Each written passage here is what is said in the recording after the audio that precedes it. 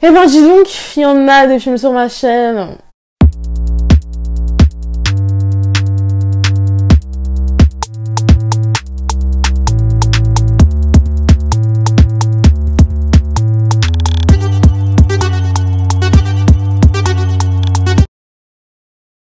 Hey, what's up guys, j'espère que vous allez bien, comme d'habitude, moi en tout cas ça va. Je filme, oui, il est actuellement 1h01, nous sommes la veille de la rentrée, c'est-à-dire, enfin ma rentrée, dimanche. Mais non, on est carrément lundi.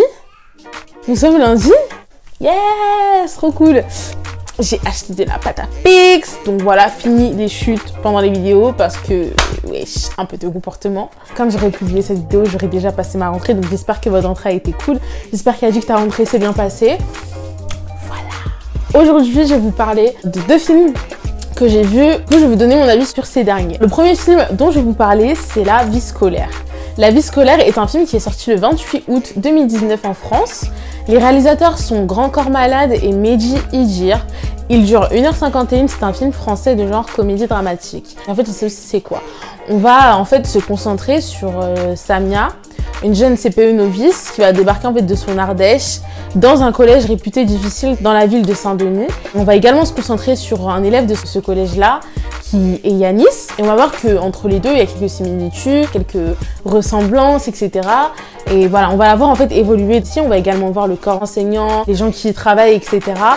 Voir dans quelle osmose ils sont, et voir les différences aussi, et la dure réalité qui se passe dans ce genre de collège-là, qu'elle ne connaît pas, puisque avant elle est en Ardèche, donc il y a quand même une différence de milieu.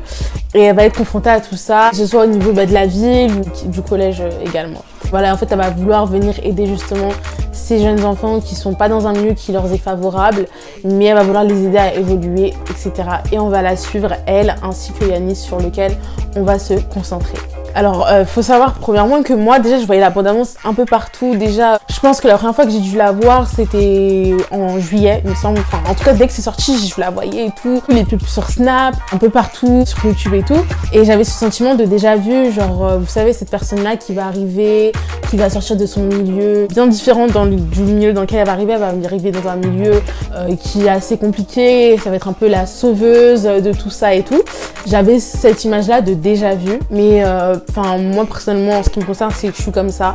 Peu importe le film, je vais pas juger la chose par rapport à sa bande-annonce. J'aurais une impression du sens « Ah, ça a l'air trop bien », j'ai l'impression que j'aime moins, mais c'est pas pour autant que j'irai pas le voir, vous voyez ou pas. Enfin, c'est des impressions normales, mais de là à dire j'irai pas voir le film ou quoi, non, voilà. Parce que c'est comme un livre, c'est jugé à sa couverture, et ce n'est absolument rien. Les bandes-annonces ne montrent vraiment absolument rien du film. C'est pas une bande-annonce de 1 minute 30 qui va te montrer un film de 1h40 ou plus. Donc voilà, je me suis dit, va le voir et tout, il avait l'air cool. En plus, l'actrice, je l'avais vue dans Plan Cœur qui est une série française, que moi, il faut savoir que les séries françaises et moi, voilà quoi. Et justement, j'avais aimé Plan Cœur, donc why not? Enfin voilà, je me suis dit go, vas-y, va voir. L'actrice Zita Enro, donc ça m'a un peu, voilà, ça m'a titillé. Personnellement, je trouvais que c'était un film qui était vraiment réaliste et cohérent. En fait, il représente bien ce qui se passe dans ce genre d'établissement, dans ce genre de milieu, ce qui se passe aux élèves, comme aux enseignants, comme aux gens qui y vivent, la différence de traitement aussi selon les milieux. On va voir dans le film que ce soit les enseignants ou les collégiens n'ont pas accès à certaines choses que dans d'autres milieux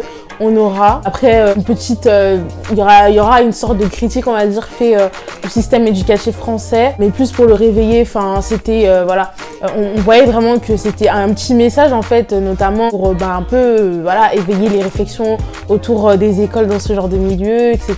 Vraiment réaliste des difficultés auxquelles les enseignants, tout comme les gens qui travaillent là-bas, directeurs, CPE, etc., ou encore les élèves sont justement représentés et exposés. Après voilà, c'est un film qui ne révolutionnera pas le genre. Quand j'ai vu la bande-annonce, mon idée de déjà vu n'était pas aussi fausse que ça. Donc au niveau de la forme, c'est assez pareil. Après au niveau du fond, justement, de l'histoire, on voit que ça change un peu quand même. En fait, des scènes qui sont vraiment drôles et divertissantes. Voilà, après, il y a quand même quelques clichés, quelques déjà vus, voilà. Mais après, c'est pas le pire du film. Vraiment, je le trouve vraiment différent de la bande-annonce. À part l'idée de sauveuse, on va dire, mais c'était un peu comment c'était montré aussi.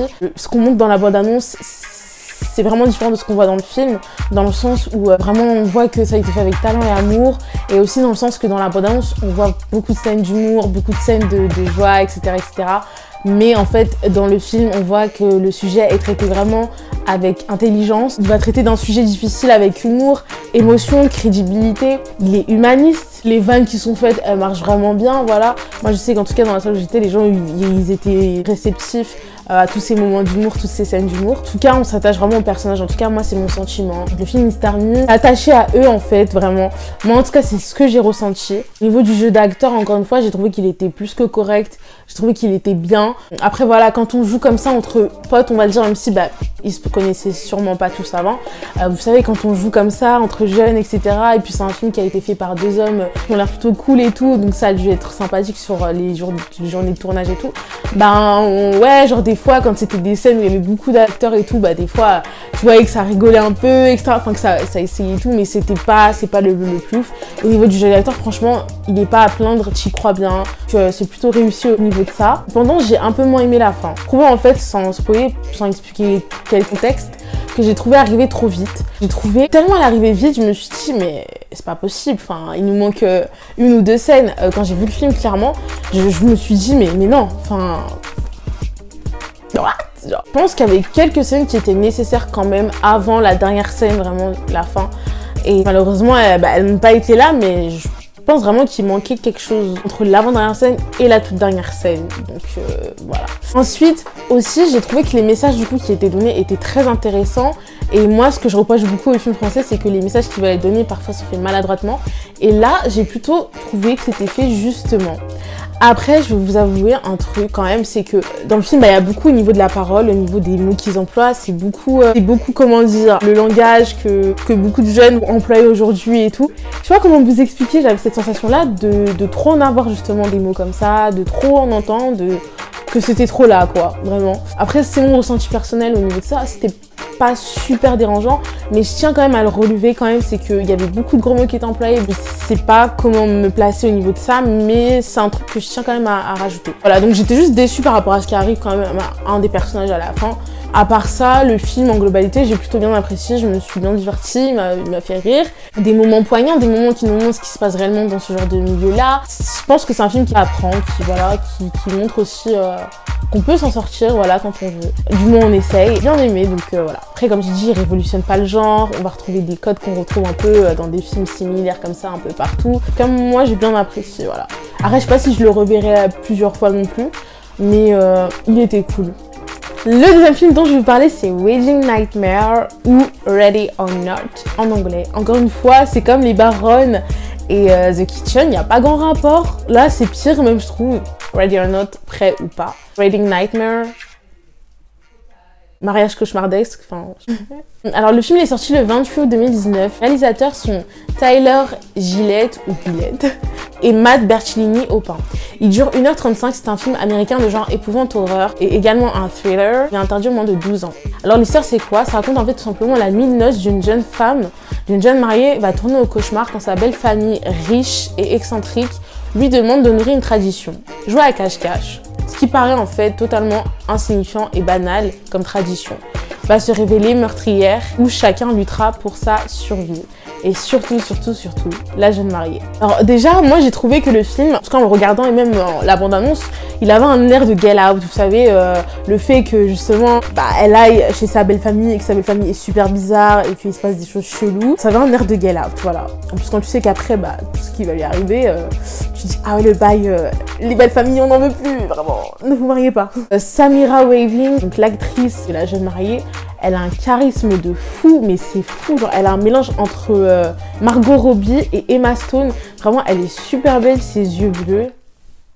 Elle est trop belle, elle dégage vraiment quelque chose. À la mort, c'est une super actrice en fait, sur lequel le film va se porter clairement. Sans elle, le film ne serait pas ce qu'il est, reposé sur elle. Dès le départ, elle va nous rendre affectifs en fait d'elle-même. On va beaucoup l'aimer dès le départ par justement son naturel, son authenticité, sa spontanéité. Et vraiment, elle est badass, drôle et vraiment touchante. Maintenant, le film, il a une bonne idée de scénario, j'ai trouvé. Voilà, moi j'aime bien les trucs un peu comme ça, vous savez, à l'American Nightmare, la Get Out et tout. Le film, il a beaucoup de moments gore, mais des fois, les scènes étaient tournées limite à l'humour.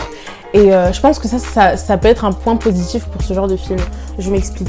Oui, il ne faut pas que des moments de stress. Oui, il ne faut pas que des moments gore. Oui, il ne faut pas que des moments où on a peur. Oui, il ne faut pas que des moments où on est angoissé. Oui, oui, oui, parce que sinon ça ne marcherait pas. Mais là, pour le coup, j'ai trouvé que vraiment au niveau humour, c'était un peu trop présent. Moi, personnellement, je rigolais pas, mais c'était personnel. C'est parce que les scènes que je voyais, elles me dégoûtaient. Genre, c'était des scènes, vraiment, on nous montrait et... Ah, tu vois, mais les gens dans la salle rigolaient réellement, quoi. Les gens ils rigolaient, on a l'impression d'être devant une comédie horrifique. Sauf que moi, quand j'y suis allée, tu vois, comme j'ai dit, moi je suis pas une meuf, j'ai forcément beaucoup d'attentes quand je vais voir des films, des fois j'en ai pas du tout. Mais quand j'y suis allée, je vois épouvante horreur, je me dis que vraiment le film, tu vois, voilà quoi. Après on réagit pas tous de la même manière, mais si tu vois que la majorité de la salle rigole, c'est vraiment que, enfin, le moment que toi tu ne trouves pas comique, et en fait comique, du coup toi tu te dis bon c'est moi qui est chelou, ou c'est comment. Le film il est assez entraînant tout au long des 1h30, les scènes elles correspondent bien, plus on avance, plus ça correspond super bien. Il y a des moments qui sont assez cons, genre un des protagonistes ou une des protagonistes va pouvoir tuer la personne qu'elle souhaite tuer, et comme elle parle trop ou elle perd du temps, elle ne la tue pas. Mais après ça c'est assez courant, j'ai envie de dire, dans les films d'horreur, enfin pour forcément faire durer l'action plus longtemps, et comme ça fait une meilleure scène, enfin tout est relatif, mais bon, si on en venait à tuer la personne, on la tue comme ça, ce serait pas authentique. Mais du coup c'est vrai qu'il y a des moments où tu te dis mais... Et ça c'est un peu dans tous les films d'horreur, donc voilà, on peut pas lui en vouloir non plus vu tout ce qui se fait dans le milieu du cinéma ces derniers temps avec ce genre de moments. Beaucoup aimé le casting qui pour le coup incarne parfaitement son rôle, on y croit vraiment, par exemple à La Belle Famille on y croit vraiment. Tu dis que c'est vraiment une famille en fait. Les acteurs sont super bons, Mira Waving clairement elle porte le film, elle est juste géniale dedans, moi j'ai beaucoup aimé sa performance. Mention spéciale à la tante avec son regard qui fout les frissons, mention spéciale à elle clairement. Au top. Je fais un film d'horreur, je t'engage mais direct pour ton regard. Juste voilà, je reviens sur un truc, donc vraiment la chose qui décevra je pense c'est vraiment les moments d'humour, parce que on n'est pas tous réceptifs de la même manière à des instants. Je sais qu'Annabelle 3 par exemple, quand je suis allée les voir, des moments où les gens rigolaient, moi j'étais là en mode... Ça me faisait pas forcément peur, mais en fait ça dépend des gens. Et justement moi, enfin en tout cas après c'est moi, mais quand je vais voir un film d'horreur je m'attends pas forcément à beaucoup rire. Et là c'était vraiment beaucoup de scènes et tout, puis moi avec ma pote on se regardait en mode mais ce n'est pas drôle, mais en fait chacun réagit différemment, donc voilà. Mais bon, je sais pas, voilà, ça m'a un peu ça m'a un peu dérangé. Je pense que c'est le truc qui dérangera peut-être aux gens qui le regarderont. Enfin ils diront mais en fait c'était pas un film d'horreur, ce que j'ai vu c'était un film qui était drôle, tu vois. Sauf que quand dans le truc il y a écrit genre épouvante, horreur, thriller, et que tu vas voir un film qui te fait au final beaucoup rire, bof quoi. Après, encore une fois, c'est normal de rire un peu aussi, peu importe le film. Il y avait vraiment beaucoup de moments qui tendaient au rire, vraiment beaucoup. Après, ça dépend, je sais pas, les gens, la salle et tout. Mais si beaucoup de gens riaient, c'est qu'il y avait une raison quand même. Alors juste aussi, mon gros point négatif de ce film, c'est que la fin, j'ai pas du tout accroché. C'est arrivé d'un coup, c'était assez soudain. Un brin d'humour que j'ai pas vraiment aimé en fait au final. Enfin j'ai juste aimé le plan qui est fait sur un des personnages que je vais pas vous dire qui. Moi le plan il est super bien fait, c'est beau à voir et c'est cool en fait, mais c'est tout quoi. Sinon la scène vraiment, enfin les dernières scènes en tout cas, vraiment c'est vraiment la fin.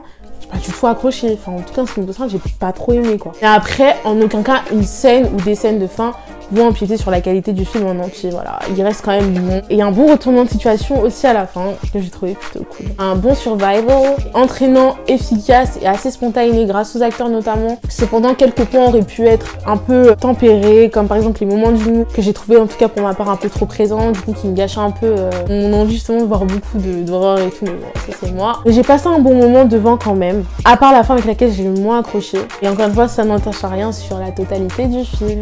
Voilà les gars, c'est finito. Je pense qu'il est temps d'aller dormir. Tout à l'heure c'est la rentrée, lol. Je fais de gros bisous. J'espère que encore une fois vous avez aimé cette vidéo. Partagez-moi vos avis sur ces deux films si vous les avez vus. Ça m'intéresse vraiment. J'aimerais savoir ce que les gens en pensent. Voilà, c'est aussi pour ça que je suis là. J'aimerais savoir ce que vous en pensez. Dites-moi ce que vous en avez pensé de la vidéo. Sur ce, moi je vous souhaite une très bonne semaine. Gros bisous. N'oubliez pas de vous abonner et lâcher un petit pouce si vous avez aimé. Ça fait toujours plaisir. Moi je vous laisse. Je vais aller dormir parce que je suis fatiguée. Et voilà les gars. Bisous. Peace.